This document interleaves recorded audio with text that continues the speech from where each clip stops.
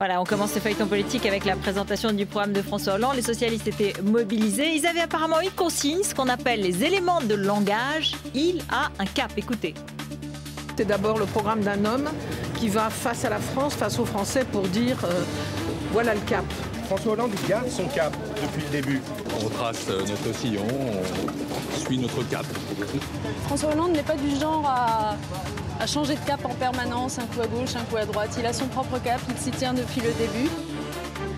Et puis oui, il y en a qui arrêtent volontairement la politique. Roselyne Bachelot déclare au Figaro Magazine cette semaine qu'elle ne se représentera pas aux législatives en juin dans le Maine-et-Loire. Ce n'est pas une foucade, je veux continuer ma vie politique autrement.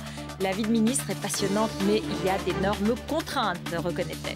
Suite du feuilleton Hollande-Shakespeare. Ils ont échoué parce qu'ils n'ont pas commencé par le rêve. La phrase de la fin du discours de François Hollande est bien signée Shakespeare, oui, mais pas William, mais Nicholas Shakespeare. C'est un journaliste britannique du Télégraphe qui a ironisé un peu sur cette polémique. Je n'en ai pas cru mes yeux, a-t-il dit, quand le potentiel futur président français m'a cité. Voilà, c'est main dans l'œil de Benjamin et décortique la complainte de Marine Le Pen contre les médias.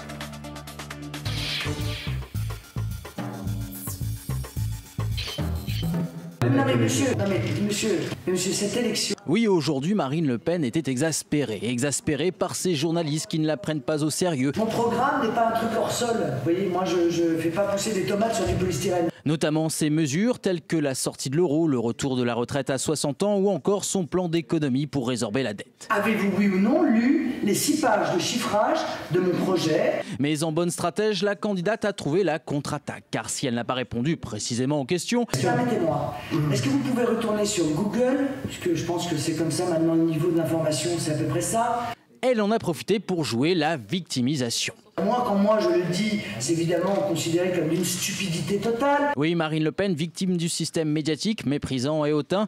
La candidate comparant d'ailleurs son sort à celui qu'on réserve habituellement aux Français. Quand ils ne sont pas traités de gros cons, de salauds, ils sont, comme moi, présentés sous la forme d'étrons. Marine Le Pen, la cible privilégiée du système, qui la somme de s'expliquer et qui lui préfère évidemment un autre homme. Monsieur Mélenchon. Oui, cet affreux populiste coupable d'une vulgarité. Jean-Luc Mélenchon, un homme vulgaire qui monte dans les sondages, mais avec qui elle partage beaucoup de points communs, notamment en reprenant ses formules lorsqu'il s'agit de critiquer François Hollande. On ne combat pas la finance, c'est-à-dire le capitalisme de notre époque, avec un pistolet à bouchon. Cette guerre contre la finance est une guerre avec un pistolet à bouchon.